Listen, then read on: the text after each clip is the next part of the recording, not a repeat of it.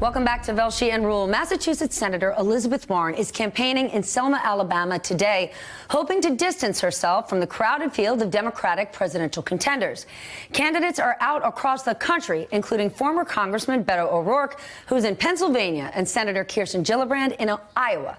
Yesterday, Warren laid out very specifically policies that set her apart from other candidates. And so far, she has the most extensive policies in the 2020 race. In a line that sparked a very big response, Senator Warren called for the Electoral College to be abolished. My view is that every vote matters. And the way we can make that happen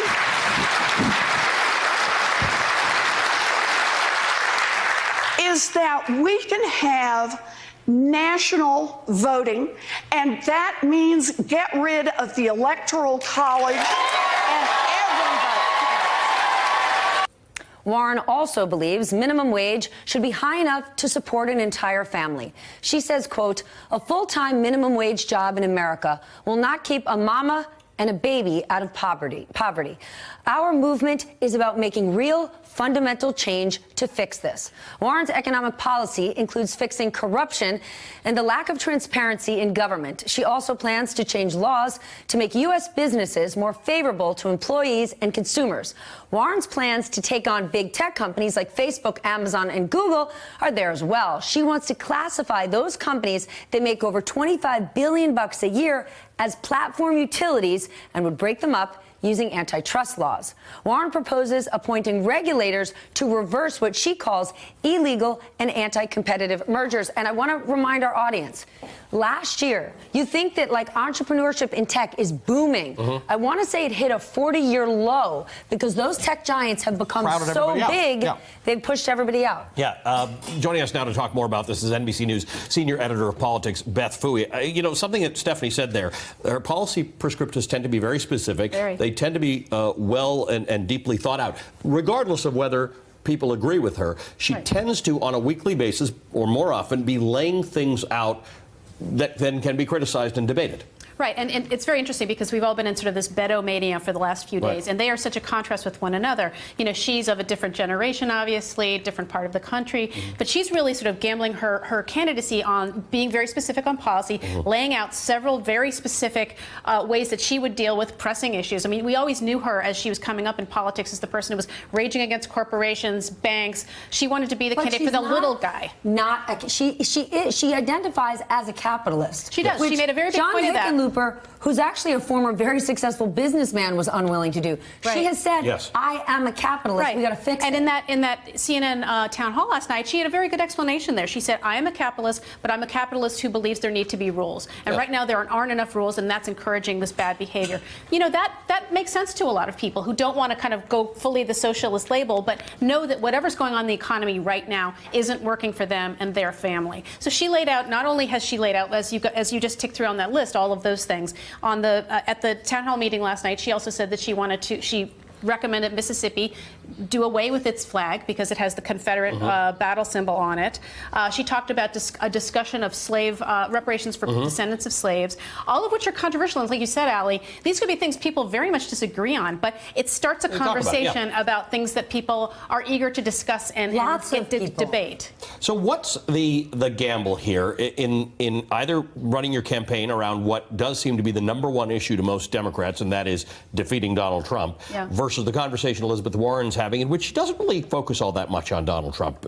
She really just focuses on trying to explain her policies to people. Right, because ultimately people are going to be choosing somebody, making a positive decision around a candidate as opposed to a negative, we just don't like that guy. I mean, people have got their minds pretty much made up about Donald Trump. So the question is, among this large group of senators, governors, mayors, how does somebody stand out? This is the choice that she's made. She wants to stand out on policy. Beto so far has wanted to stand out kind of on inspiration, on a feeling, on, you know, he can connect with people in a very, very tangible way, but he doesn't want to do a lot of specifics yet. What matters more to people? Because even in the story she tells, it's as though she's speaking to that Trump voter. She talks about her family. She says, when my father wasn't in a position to work, my mother went out and supported us. It's that forgotten voter who voted for Trump. Right. I think that's how do they feel about her as a person? Because you got to take rationale and put it to the left. Right. And I know this isn't like the kind of conversation you like to have, but can they get behind her and say, she's my person? You know, ultimately, that's a great question. We won't know that for probably almost a year. But at the same time, people typically go with both. They want a candidate that appeals to their head and to their heart. I mean, unfortunately, we know with Elizabeth Warren, I mean, right from the start, she was one of the first candidates to jump in.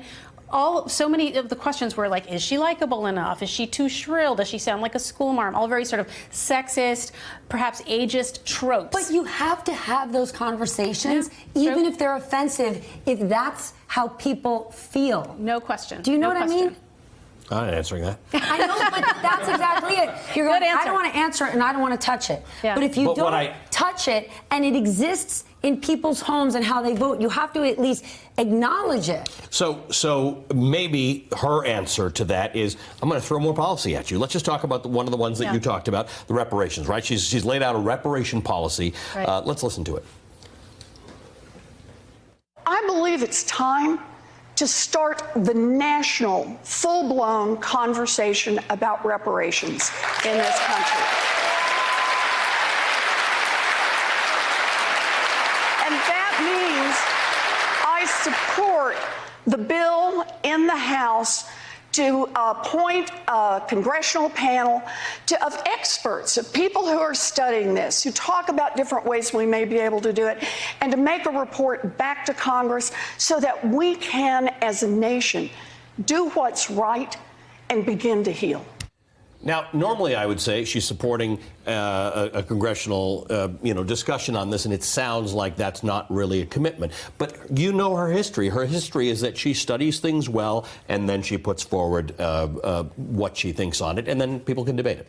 Yeah, and again, sort of with the way we all know Elizabeth Warren is like, that kind of fighter for the little guy against the banks and against the corporations and everything. She's taking another step here, and she is making a point that there's been a very big difference between how members of different races have been affected by the economy, and that African Americans have fundamentally felt the economy and its downsides and disadvantages in a way that's different from non-African Americans. And so for her to take that step out on that subject, pretty new, and it's provocative. And as you said, it might be something that people don't like at all, but she started a conversation. But Ali brings up a great point. If she keeps flooding you with thoughtful policy, that's what you're going to discuss more than, do I want to eat dinner with this person? Because when you think about right here in New York, right?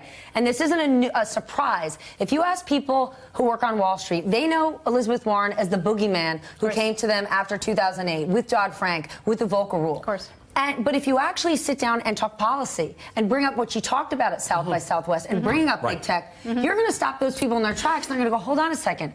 I dig that policy. Right. I had this conversation on Saturday night with somebody who thought that the big tech thing was not a good plan. And when you actually spell it out, you say, you can like it or not like it, but it's more thought out than you think and it I'm might be. Go the reverse. I had a conversation with someone who thinks like, oh, Elizabeth Warren. And I said, well, what if this is her take on big tech? And suddenly that person said, I'm into that. Yeah, this is how she's carving her niche, and we'll see how well it works for her. So far, she's really driving the conversation. Hey, MSNBC fans, thanks for checking out our YouTube channel. Subscribe by clicking on that button down there and click on any of the videos here to watch the latest interviews and highlights. You can get more MSNBC for free every day with our newsletters. Just visit msnbc.com/newsletters to sign up now.